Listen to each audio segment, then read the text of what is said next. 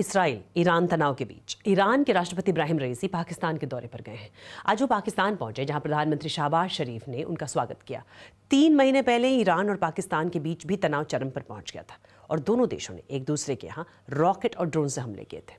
आखिर ईरानी राष्ट्रपति के पाकिस्तान दौरे का मकसद क्या है, और जानकारी दे रहे हैं इस्लामाबाद से बीबीसी उर्दू संवाददाता साद सोहेल। ईरान के सदर इब्राहिम रईसी 3 रोज़ा ऑफिशियल विजिट पर पाकिस्तान पहुंचे हैं। ईरान के सदर के साथ उनकी अहलिया और इसके अलावा एक हाई प्रोफाइल डेलीगेशन भी पाकिस्तान आया है, जिसमें ईरानी फॉरेन मिनिस्टर और कैबिनेट के सीनियर ऑफिशियल्स और बिजनेसमैन शामिल हैं। वज़ीर आज़म शहबाज शरीफ से मुलाकात के बाद दोनों रहनुमाओं ने टेररिज्म के खिलाफ जॉइंट एफर्ट पर इत्तफाक किया। इसके अलावा सिक्योरिटी और इकोनॉमिक सेक्टर्स में 8 मुख्तलिफ अग्रीमेंट्स पर साइन भी किया गया है। पाकिस्तान के फॉरेन ऑफिस के मुताबिक ईरानी डेलीगेशन प्रोविंशियल और पार्लियामेंट्री लीडरशिप के अलावा बिजनेसमैन से भी मुलाकातें करेंगे। इस विजिट को 3 एस्पेक्ट्स की वजह से बहुत अहम समझा जा रहा है। एक तो ये एक ऐसे वक्त में हो रहा है जब ईरान इसराइल कॉन्फ्लिक्ट अपने उरूज पर है और दोनों मुल्कों के दरमियान मिसाइल हमलों के बाद ईरानी सदर का ये किसी भी मुल्क के लिए पहला विजिट है। कुछ कमेंटेटर्स का ख्याल है कि ईरान को ये एक्सपेक्टेशन होगी कि वो यहाँ से कोई सपोर्ट का पैगाम लेकर जाए, जबकि कुछ माहिरीन का ख्याल है कि ऐसा मुमकिन नहीं होगा, क्योंकि इस वक्त ईरान और पाकिस्तान के ताल्लुकात इतने अच्छे नहीं। ऐसे में यह भी अहम है कि वेस्टर्न कंट्रीज़ इस विज़िट को किस नज़र से देखते हैं। बॉर्डर सिक्योरिटी वो दूसरा एस्पेक्ट है जो इस विज़िट में एक अहम टॉकिंग पॉइंट रहेगा। पाकिस्तान और ईरान ने इसी साल जनवरी में एक दूसरे की सरजमीन पर मिसाइल हमले किए और क्लेम किया कि उन्होंने अलेजेड मिलिटेंट हाइडआउट्स पर अटैक किया है।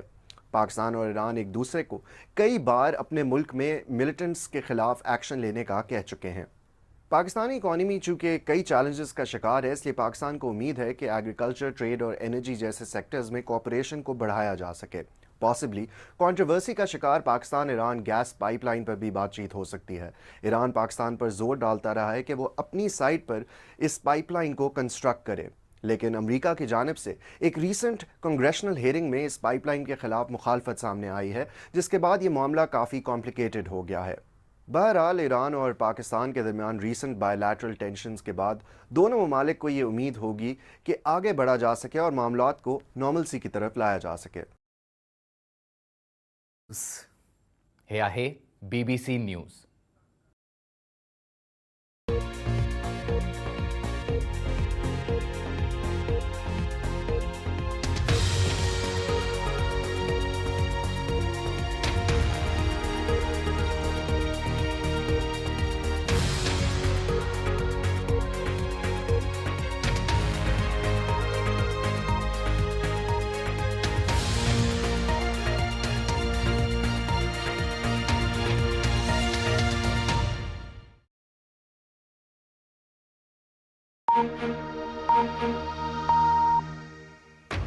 बीबीसी दुनिया में आज देखिए, चीन की किस कारोबारी रणनीति से चिंतित है कई देश।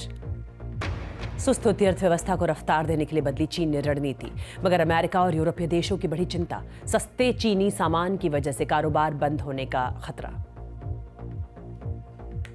स्वागत है आपका बीबीसी दुनिया में। मैं हूं सारिका सिंह। कार्यक्रम में जानेंगे फैक्ट्रियों में काम करने वालों के लिए क्या बदलाव लेकर आई है चीन की नई ट्रेड रणनीति, मगर पहले हेडलाइंस।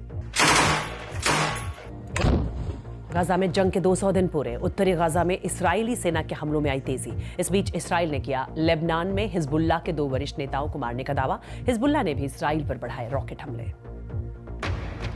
ब्रितानी संसद में पारित हुआ शरण लेने के लिए अवैध ढंग से आने वाले लोगों को रवांडा भेजने का विधेयक। कार्यक्रम में दिखाएंगे आखिर लोगों को क्यों रवांडा भेजना चाह रहा है ब्रिटेन और क्या सोचते हैं रवांडा के लोग।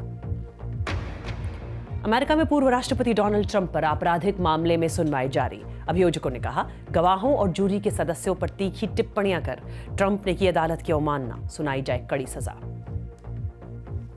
इनमें से कुछ अहम खबरों की चर्चा आज बीबीसी दुनिया में।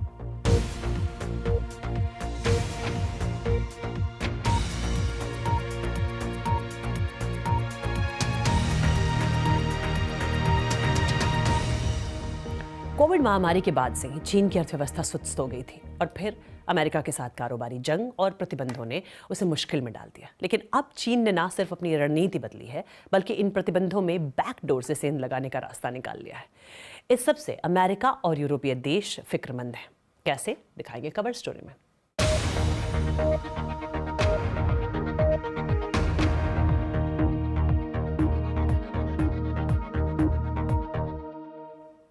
साल 2024 में चीन ने की अर्थव्यवस्था ने उम्मीद से बेहतर शुरुआत की।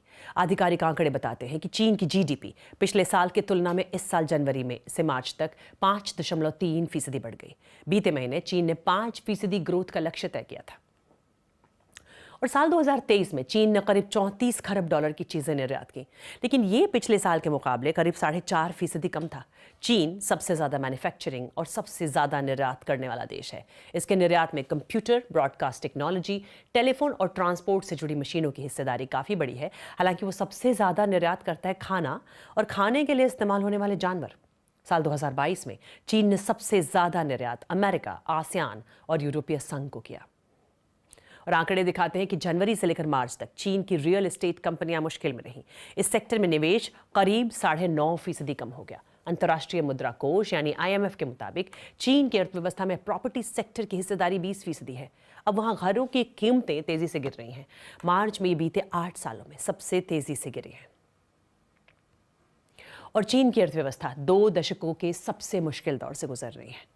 दुनिया की फैक्ट्री कहलाने वाला चीन कोविड लॉकडाउन और दुनिया भर में आई आर्थिक सुस्ती की मार से उबरने के लिए जूझ रहा है। राष्ट्रपति शी जिनपिंग और भी ज्यादा इलेक्ट्रिक कारें, सोलर पैनल और पवनचक्कियां बनाकर यूरोपीय देशों को बेचना चाहते हैं, लेकिन इससे कई पश्चिमी कंपनियां चिंतित हैं कि सस्ता चीनी सामान उनका कारोबार चौपट कर देगा। BBC की चीन संवाददाता लॉरा बिकर चीन के दक्षिणी हिस्से में पहुंची, जहां पर कुछ ज्यादा ही चीजें बनाई जा रही हैं। देखिए उनकी ये रिपोर्ट। रेन वेनबिंग ने ताउम्र फैक्ट्री में काम करते हुए चीन को आगे बढ़ाने में योगदान दिया है। उनके पास जो कुछ है वो इसी दरवाजे के पीछे है। जैसे ही चीन की अर्थव्यवस्था लड़खड़ाई, जिस कंपनी में वो काम करते थे वो बंद हो गई। उन्हें उनके वेतन का वो हिस्सा भी नहीं मिला जिसे उन्होंने कई सालों में कमाया था। नई नौकरियां तलाशना बहुत मुश्किल है। हम उम्रदराज हैं और हमारे पास ज़्यादा स्किल्स भी नहीं हैं। ज़्यादातर कंपनियां युवाओं को नौकरी देती हैं। उन्होंने अपने जीवन के 16 साल यहाँ बिताए थे। अब ये जगह इस हाल में है। फिर भी उन्हें याद है कि यहाँ फर्नीचर बना करता था। इसी फैक्ट्री ने उनके परिवार का भविष्य बनाया। वो खुद गांव नहीं जा पाते थे, मगर यहीं से कमाए पैसे बच्चों को भेजा करते थे। इस जगह से अलग होना बहुत मुश्किल है। दिल टूट सा गया है। मैंने कई साल यहाँ बिताए और अब इसके ये हाल हैं। सारे कामगार निराश और दुखी हैं।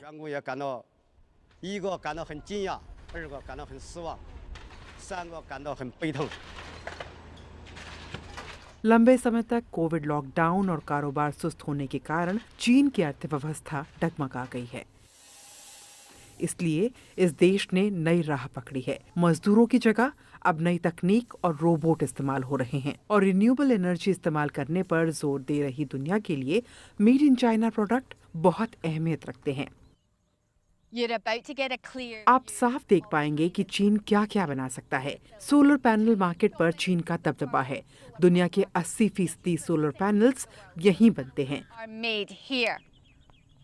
जितने सोलर पैनल अमेरिका में पिछले 1 दशक में लगाए गए हैं, उतने यहाँ 1 साल में लगा दिए गए हैं। लेकिन यूरोपीय संघ और अमेरिका चिंतित है। पश्चिमी देशों में कईयों का मानना है कि चीन कुछ ज्यादा ही ग्रीन टेक बना रहा है। उनका आरोप है कि चीन में बनी चीजें इतनी सस्ती हैं कि उनके देश की कंपनियां मुकाबला न कर पाने की वजह से बंद हो रही हैं। ग्रीन एनर्जी के लिए बनी चीजें बनाने की चीन की क्षमता के बारे में आप क्या सोचते हैं? अभी 80 से 90% एनर्जी स्टोर करने वाले उपकरण चीन में ही डिजाइन और तैयार हो रहे हैं, तो हम दुनिया में सबसे आगे चल रहे हैं।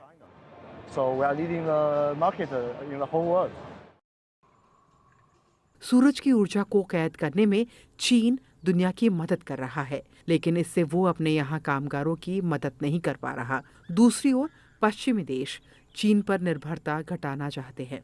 एक बार फिर पूर्व और पश्चिम के रिश्तों पर कारोबार से जुड़े तनाव के बादल मंडराने लगे हैं। और हाल के सालों में मेक्सिको में निवेश तेजी से बढ़ा है और इसकी वजह एक नया ट्रेंड नियर शोरिंग, यानी बहुत सी कंपनियां अमेरिका के आसपास रहकर ही सामान का उत्पादन कर रही हैं। लंबे वक्त से चीन और अमेरिका के बीच चल रहे ट्रेड वॉर के बीच कई चीनी कंपनियों ने अमेरिकी प्रतिबंधों से बचने के लिए अपने उत्पादों को मेक्सिको में बनाना शुरू किया है, यानी सामान मेड इन चाइना के बजाय अब मेड इन मेक्सिको होंगे। ये नियर शोरिंग मेक्सिको की अर्थव्यवस्था के लिए तो फायदेमंद है, लेकिन कई लोगों के मन में इस नए ट्रेंड को लेकर चिंताएं भी हैं। मेक्सिको के मॉन्टरे शहर से बीबीसी संवाददाता विल ग्रांट की रिपोर्ट। मेड इन मेक्सिको, लेकिन कंपनी चीन की। मैनवा फर्नीचर कंपनी में बन रही ये सोफा सेट्स मेक्सिको के उद्योग जगत में बज़वर्ड है, जिसे नियर शोरिंग कहा जा रहा है। अमेरिकी बाजार के करीब उत्पादन को लाने के लिए उत्तरी मेक्सिको के इंडस्ट्रियल पार्क में शिफ्ट होने वाली कई चीनी कंपनियों में ये कंपनी भी है। इससे शिपिंग का खर्चा तो बचेगा ही, साथ ही उत्पाद भी 100% मेड इन मेक्सिको होगा। ऐसा करने से वो अमेरिका के साथ बिगड़ते और बढ़ते ट्रेड वॉर के बीच चीन पर लगाए गए टैरिफ और प्रतिबंधों से बच सकते हैं। General manager you can we कहते हैं, फैक्ट्री को मेक्सिको में शिफ्ट करना आर्थिक और तार्किक दृष्टि से सही है। फिलहाल यहाँ 450 लोग काम कर रहे हैं और इनकी योजना फैक्ट्री का और विस्तार करने की है। हम अपने उत्पादन को 3 या 4 गुना करना चाहते हैं। हम चाहते हैं कि यहाँ मेक्सिको में हमारे उत्पादन का स्तर वियतनाम में लगी हमारी फैक्ट्रियों जितना हो। चाहे फर्नीचर हो, टी शर्ट या फिर कैप, अमेरिका के नजदीक होना और स्किल्ड लेबर के कारण मेक्सिको चीनी कंपनियों के लिए एक आकर्षक देश है। और जैसे जैसे और अधिक चीनी कंपनियां इस बात पर सहमत हो रही हैं और यहाँ अपने कारखाने खोल रही हैं, ये मेक्सिको की अर्थव्यवस्था के लिए खासकर कोविड महामारी के बाद एक अच्छा मौका साबित हो रहा है। ये फैक्ट्री मॉन्टरे शहर में बने एक चीनी मेक्सिको इंडस्ट्रियल पार्क होफुसैन के अंदर है।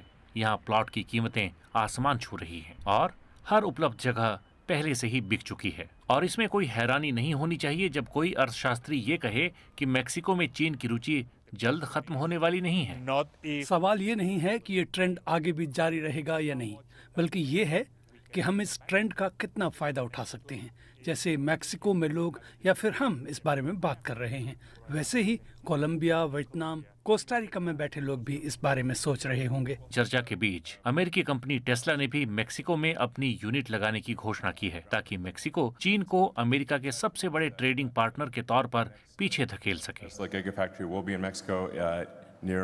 ये एक अहम बदलाव है, लेकिन जानकार एक व्यापक भू राजनीतिक संघर्ष में फंसने से बचने की हिदायत देते हैं।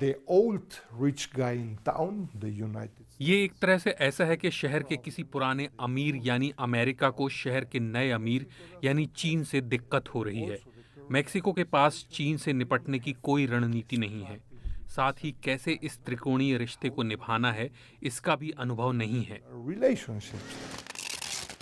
चाहे अमेरिका में दाखिल होने के लिए पीछे का दरवाजा हो या फिर महाशक्तियों के बीच महंगे युद्ध का हिस्सा होना हो, चीन का अमेरिका के करीब रहना और मेक्सिको में उत्पादन अभी फिलहाल कुछ वक्त के लिए जारी रहने वाला है और मेक्सिको को व्यावहारिक होकर इस वैश्विक व्यापार व्यवस्था के नए ट्रेंड का फायदा उठाना सीखना होगा।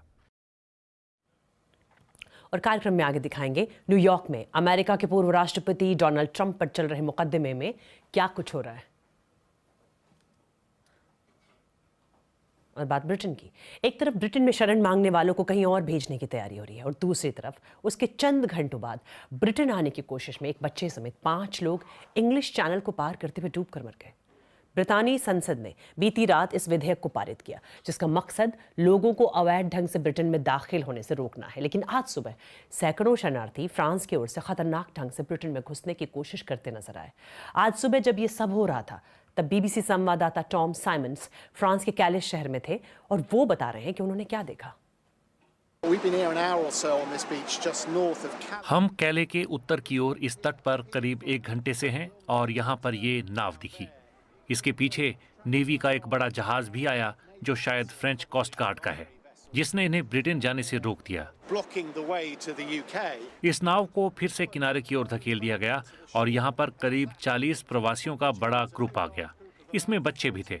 अब ये सब लोग नाव पर सवार होने की कोशिश कर रहे हैं, जबकि ये पहले से ही भरी हुई है।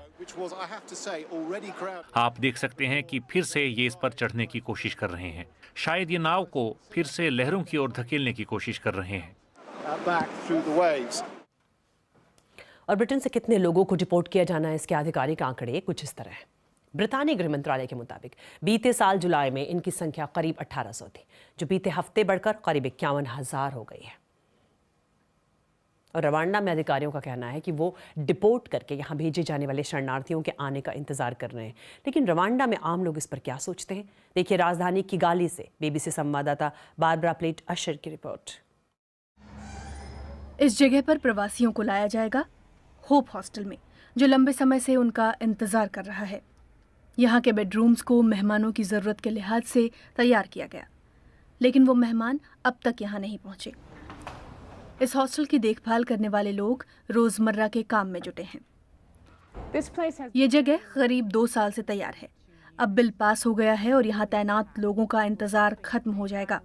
ब्रितानी सरकार को उम्मीद है कि कुछ ही हफ्तों में ये कमरे शरण चाह रहे लोगों से भर जाएंगे। इस हॉस्टल में ब्रिटेन से भेजे जाने वाले कम से कम 100 लोगों के रहने का इंतजाम है। ये लोग यहाँ शरण के आवेदन दे सकते हैं। ये लोग दूसरे देशों में भी जाने की कोशिश कर सकते हैं, लेकिन वापस ब्रिटेन नहीं जा पाएंगे। अगर आज आपको अच्छी खबर मिल जाए तो क्या आप कल से लोगों के रहने का इंतजाम कर पाएंगे? कल नहीं, हम आज से ही ऐसा कर सकते हैं। रवांडा पूर्वी अफ्रीका के पहाड़ों पर बसा एक खूबसूरत देश है। सड़कें साफ सुथरी हैं और अपराध भी ज़्यादा नहीं है। कानून व्यवस्था ठीक है। कई लोग यहाँ नए प्रवासियों को लाए जाने की योजना का स्वागत कर रहे हैं। मुझे लगता है कि आर्थिक तौर पर यह देश के लिए अच्छा होगा, क्योंकि इंसानों से बेहतर कोई और संसाधन नहीं हो सकता। ये शख्स अपनी पहचान जाहिर नहीं करना चाहते, क्योंकि ये इस समझौते के खिलाफ है। इन लोगों के लिए हम नौकरियां कहां से लाएंगे? हम ग्रेजुएट हैं, लेकिन हमें अब तक नौकरी नहीं मिली है। यहाँ लोगों के मन में काफी डर रहता है और आरोप लगते हैं कि विरोध की आवाज को दबाया जाता है। रवांडा इन आरोपों को खारिज करता है और उसकी संसद ने ब्रिटेन की सुप्रीम कोर्ट की चिंताओं को दूर करने और शरणार्थियों के अधिकारों की रक्षा के कानून भी पास किए हैं। अगर वे विरोध प्रदर्शन करना चाहेंगे तो क्या कर पाएंगे? प्रदर्शन के अधिकार को लेकर हमारे राष्ट्रीय कानून बेहद साफ है और विशेष परिस्थितियों में उनके अधिकार सुरक्षित हैं। अगर वो कानून का पालन करते हुए प्रदर्शन करते हैं तो उनका स्वागत है। रवांडा ने दूसरे देशों से प्रवासियों को भी शरण दी है। इनमें यूरोप जाने की कोशिश कर रहे लोग भी शामिल हैं, जो लीबिया में फंसे थे। ऐसे लोगों के लिए ये एक अस्थायी पनाहगाह है, जब तक कि वो ये तय नहीं कर लेते कि आगे क्या करना है। ये लोग रवांडा में स्थायी तौर पर बस सकते थे, लेकिन किसी ने ये नहीं किया। हर कोई दूसरी जगहों पर अवसरों की तलाश में है। जो लोग यहाँ हैं और जो आएंगे, सभी को बेहतर भविष्य की तलाश है। रवांडा इन लोगों के लिए एक पड़ाव होगा, या आगे के रास्ते बंद हो जाएंगे, या फिर यही उनका घर बन जाएगा। और बात डोनाल्ड ट्रंप की। अपने ऊपर चल रहे आपराधिक मुकदमे के शुरुआती बयानों को सुनने के लिए डोनाल्ड ट्रंप न्यूयॉर्क की अदालत में पहुंचे। उन पर पॉर्न स्टार स्टॉर्मी डेनियल्स को कथित तौर पर चुप रहने के लिए पैसे देने और उसे छिपाने से जुड़ा मामला चल रहा है। अभियोजकों ने कहा कि ट्रंप ने गवाहों और जूरी के सदस्यों पर तीखी टिप्पणियां कर कोर्ट के आदेश की अवमानना की है और उन पर कड़ी कार्रवाई की जानी चाहिए। देखिए न्यूयॉर्क से बीबीसी संवाददाता सारा स्मिथ की रिपोर्ट। वो कैसा महसूस कर रहे होंगे? आप सोच सकते हैं कि अपने मुकदमे की सुनवाई के लिए जाते वक्त वो कितने बेचैन रहे होंगे। शुरू से ही उनका दावा रहा है कि ये मुकदमा राजनीति से प्रेरित है और इसके पीछे राष्ट्रपति बाइडेन हैं। These are all Biden trials. This is done as election interference. Everybody knows it. I'm here instead of being able to be in Pennsylvania and Georgia and lots of other places campaigning. And it's very unfair. Court के भीतर हम एक ऐसे शख्स को देख रहे होते हैं जिसे कमान संभालने की आदत है, किसी के नियंत्रण में रहने की नहीं। वो बैठकर अभियोजन पक्ष के आरोपों को सुनने के लिए मजबूर है, चाहे वो उन्हें पसंद हो या नहीं। इस बीच जूरी पूरे ध्यान से उनकी प्रतिक्रियाओं पर नजर रख रही होती है। इस केस के केंद्र में है पॉर्न स्टार स्टॉर्मी डेनियल्स। अभियोजन पक्ष ने कहा है कि डोनाल्ड ट्रंप का डेनियल्स को $1,30,000 देना, वो भी चुपके से, चुनावी धोखाधड़ी है। कोर्ट अब माइकल कोहेन की गवाही सुनेगा। वो पहले ट्रंप के कहने पर काम करते थे, लेकिन अब इस केस के मुख्य गवाह हैं। वो बताएंगे कि कैसे उन्होंने ट्रंप के निर्देशों पर भुगतान किया। बचाव पक्ष उन्हें एक झूठा और दोषी सिद्ध अपराधी बताएगा, जो अब अपने पूर्व बॉस के पीछे पड़ गया है। कोहेन इससे पहले एक प्लेबॉय की मॉडल कैरन मैकडॉगल को भुगतान करने में भी शामिल थे। इस मॉडल ने भी ट्रंप के साथ संबंध होने का दावा किया था। कोहेन ने इस डील को लेकर ट्रंप के साथ हुई बातचीत भी रिकॉर्ड की थी, जिसका इस्तेमाल अभियोजन पक्ष ट्रंप के पैटर्न को दिखाने के लिए करेगा। ये एक नाटकीय लम्हा होगा जब माइकल कोहेन अभियोजन पक्ष के स्टार गवाह के तौर पर अपने सबूत पेश कर रहे होंगे। कुछ और लोगों की गवाही भी चौंकाने वाली हो सकती है। स्टॉर्मी डेनियल्स को भी कटघरे में बुलाया जा सकता है। इस मामले में पहले गवाह नेशनल इंक्वायरर पत्रिका के डेविड पेकर थे। अभियोजन पक्ष का दावा है कि उन्होंने डोनाल्ड ट्रंप के साथ मिलकर उन खबरों को छपने से रोकने की कोशिश की जिनसे उनके राष्ट्रपति चुनाव के अभियान को नुकसान पहुंच सकता था। डोनाल्ड ट्रंप आज फिर से अदालत में पहुंचे, एक ऐसे मामले में जिसकी सुनवाई 6 हफ्ते तक चल सकती है। और कार्यक्रम से जुड़े किसी भी टॉपिक पर आप लिख सकते हैं। एक्स पर मेरा हैंडल है @BBC सारिका। आज के लिए इतना ही। BBC दुनिया के साथ हम कल फिर रात 10 बजे हाजिर होंगे, BBC हिंदी के फेसबुक पेज और YouTube चैनल पर लाइव।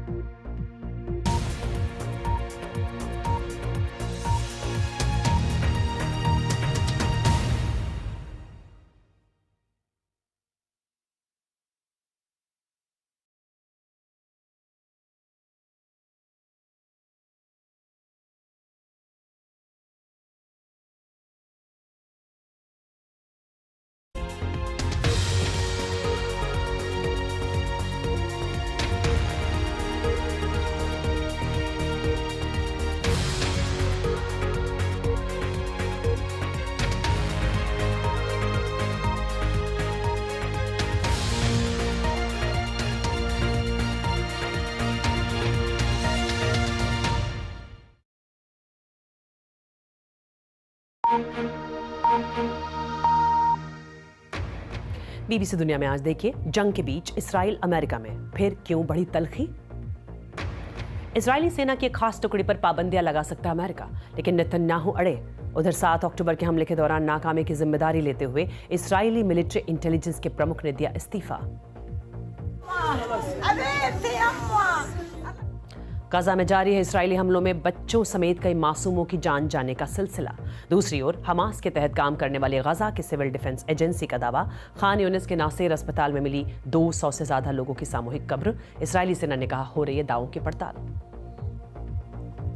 स्वागत है आपका BBC दुनिया में। मैं हूं सारिका सिंह। जानेंगे कई मोर्चों पर चुनौतियों से कैसे घिरता जा रहा इजराइल, लेकिन पहले हेडलाइंस।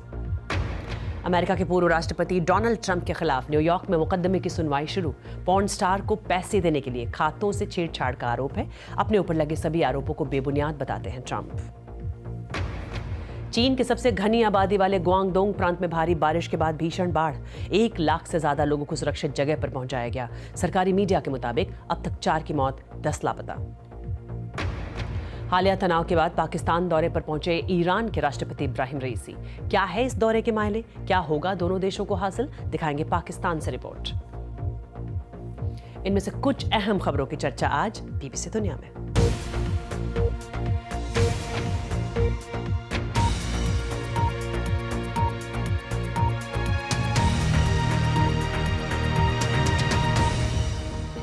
ईरान के साथ इसराइल के सीधे टकराव के बाद बड़ी जंग छिड़ने की आशंका टली ही थी कि इसराइल के सामने नई चुनौतियां आन खड़ी हुई है। ऐसी खबरें आई कि अमेरिका इसराइल की एक मिलिट्री यूनिट पर कार्रवाई कर सकता है। इस पर इसराइल ने भी कड़े तेवर दिखाए हैं। क्या है अमेरिका और इसराइल के रिश्तों में फिर आ रही खटास की वजह, जानेंगे खबर स्टोरी में।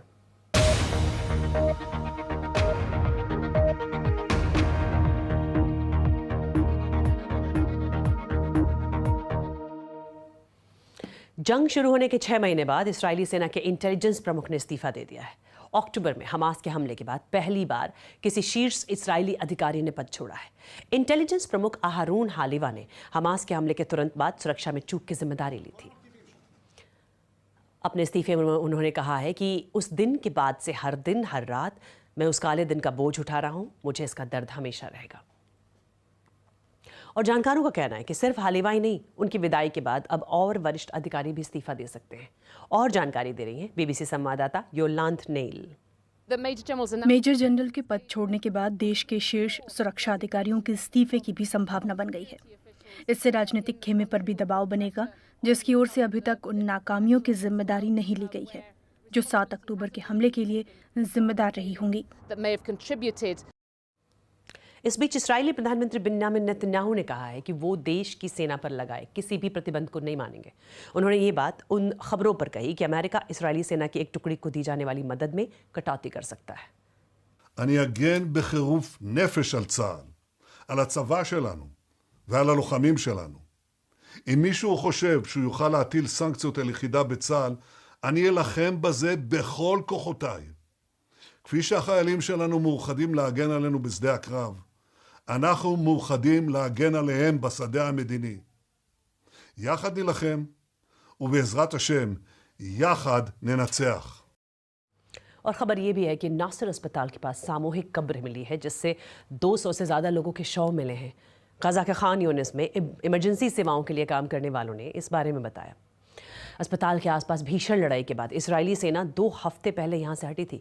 विश्व स्वास्थ्य संगठन ने इससे पहले कहा था कि इजरायली घेराबंदी के दौरान शवों को अस्पतालों में ही दफनाया जा रहा है, मगर फ़लस्तीनियों का आरोप है कि इजरायली सैनिकों ने कुछ लोगों को मारा है। इसराइल ने कहा कि वो इन खबरों की जाँच कर रहा है। और गजा में इजराइल के हमले जारी हैं। बीते रोज़ राफा में एक हवाई हमले में 14 बच्चे मारे गए। ये वो जगह है जहां बहुत सारे फ़लस्तीनियों ने शरण ली है। हमास के तहत काम करने वाले गजा के स्वास्थ्य मंत्रालय का कहना है कि इस जंग में अब तक 34,000 से ज़्यादा लोग मारे जा चुके हैं। देखिए बीबीसी संवाददाता फर्गल कीन की ये रिपोर्ट। इजराइल के आसमान में हुई बड़ी घटना ने दुनिया का ध्यान अपनी ओर खींचा, लेकिन गजा में अब भी कुछ नहीं बदला।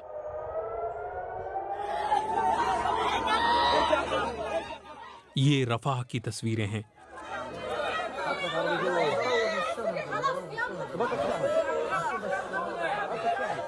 जहां अब्दल आल परिवार के 15 बच्चे एक इजरायली हवाई हमले में मारे गए।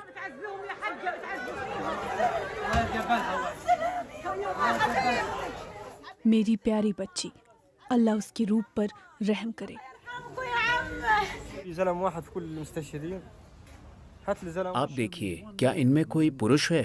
सभी बच्चे और महिलाएं हैं। मेरी पत्नी और बच्चों की मौत ने मेरी पहचान खत्म कर दी है। मरने वालों में सबरीन अल सेकिन भी थीं। वो गर्भवती थीं। एक इमरजेंसी ऑपरेशन करके सबरीन की बच्ची को बचाया गया। ये बच्ची अब अपनी मां से कभी नहीं मिल पाएगी। यहाँ हर ओर रोजाना होती मौतों के साए तले जी रहे परिवारों की कहानियां देखने को मिल जाएंगी। नोरा अल नजार के पति की फरवरी में एक इजरायली कार्रवाई में मौत हो गई थी। वो बंधकों को छुड़ाने के लिए की गई इजरायली कार्रवाई के दौरान मारे गए 70 आम नागरिकों में शामिल थे। ये उनके बच्चे हैं जो पिता की मौत के बाद कुछ इस हाल में थे।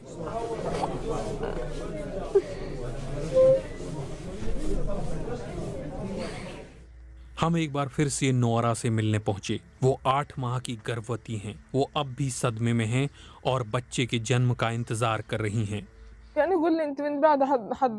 वो मुझे कहते थे कि उनके बिना मैं टूट जाऊंगी, और ये सच है, मैं टूट चुकी हूँ।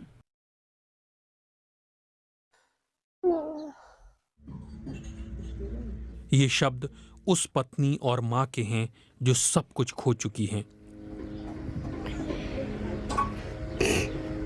उधर सेंट्रल गजा में इजरायली सेना की हमास के खिलाफ कार्रवाई जारी है। हमास सुरंगों और इमारतों से हमले कर रहा है।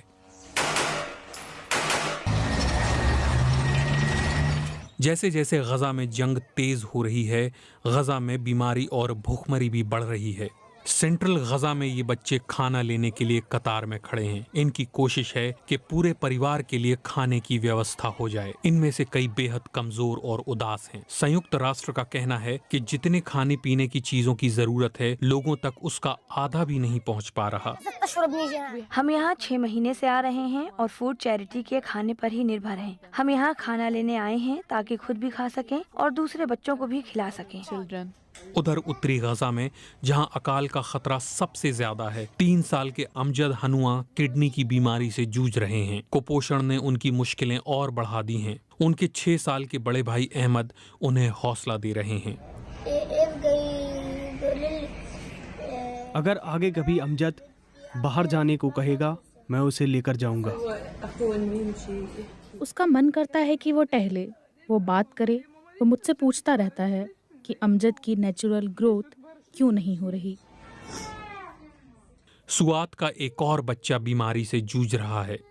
उनके बड़े बेटे को भी कैंसर होने का अंदेशा है और जंग से जूझते गजा में उसे इलाज नहीं मिल पा रहा है। 6 महीनों से ज्यादा वक्त से जारी जंग के बाद गजा की हालत कुछ ऐसी है। और कार्यक्रम में आगे दिखाएंगे ईरान के राष्ट्रपति क्यों पहुंचे हैं पाकिस्तान।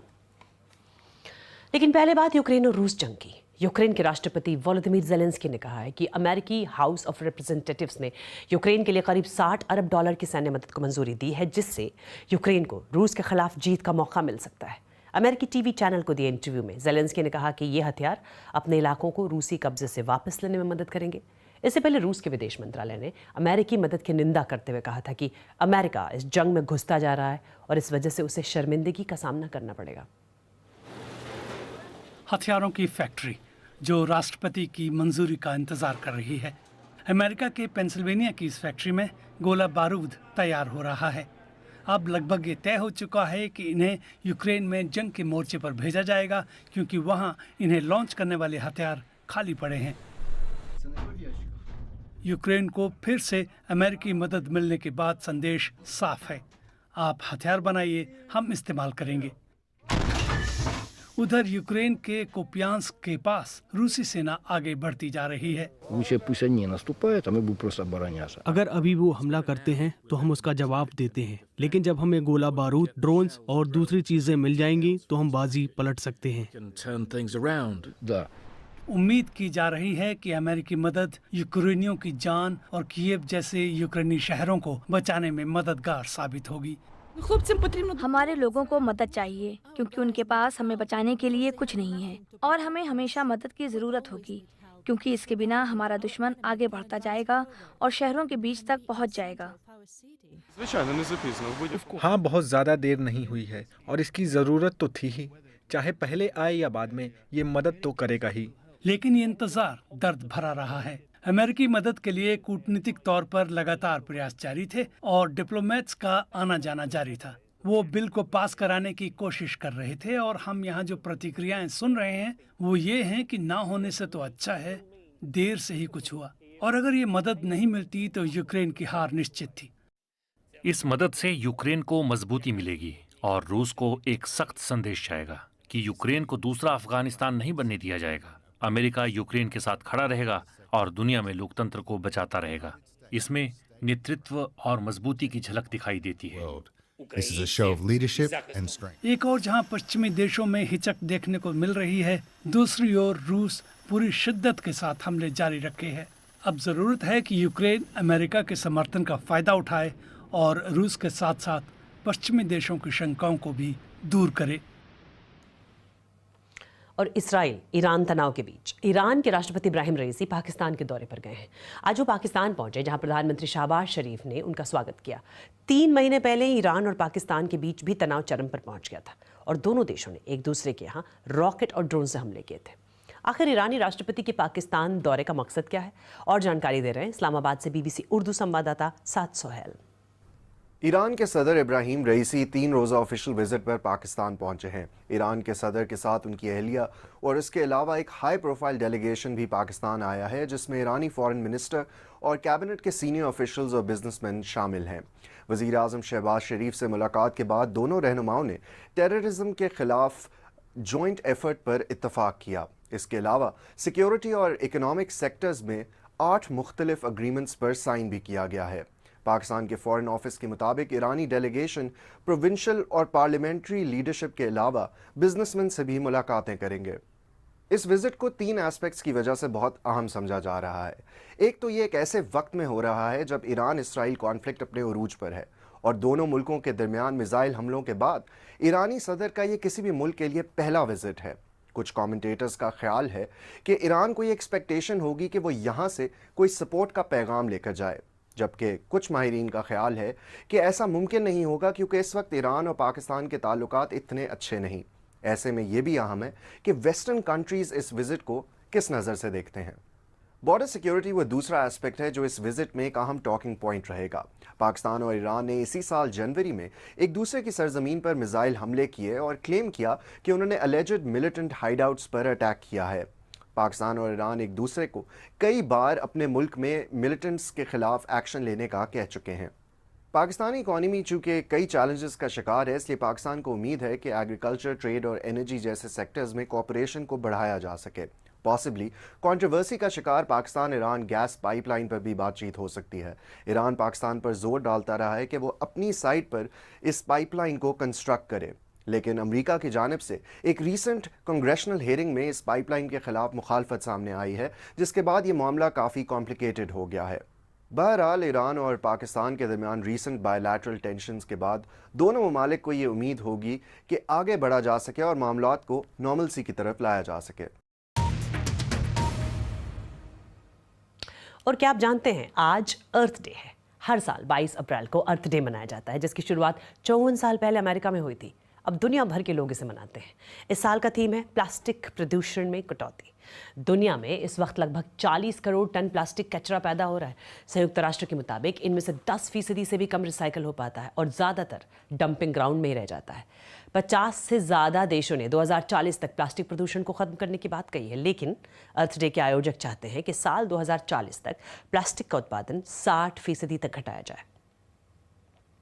और पर्यावरण को लेकर अगर वक्त रहते ना ध्यान दिया जाए तो इसका असर क्या हो सकता है, वो दिख रहा है लैटिन अमेरिका से लेकर अफ्रीका तक, जहां कई जगहों पर ज़मीन धंसने के मामले देखने को मिल रहे हैं। एक्सपर्ट कहते हैं कि इस घटना को गली इरोजन कहा जाता है और ये सब होता है बड़े पैमाने पर पेड़ काटने, शहरों के विस्तार और अचानक मौसम बिगड़ने की वजह से। देखिए ये रिपोर्ट। ब्राजील के इस शहर पर खतरा मंडरा रहा है। É tipo terremoto. Quando cai, isso é uma coisa louca. DR Congo में भी घरों को धरती निगल रही है। Mes biens, ma maison, tout était parti. J'ai sauvé que mes enfants et mon épouse. जमीन के इस तरह से कटाव की वजह से यहाँ ऐसे बड़े गड्ढे बन गए हैं, जिससे इस अफ्रीकी देश में करीब 10 लाख लोगों पर असर पड़ा है। बेल्जियम के शोधकर्ताओं ने BBC को बताया है कि जलवायु परिवर्तन की वजह से ऐसे कटाव और ज्यादा होने की आशंका है।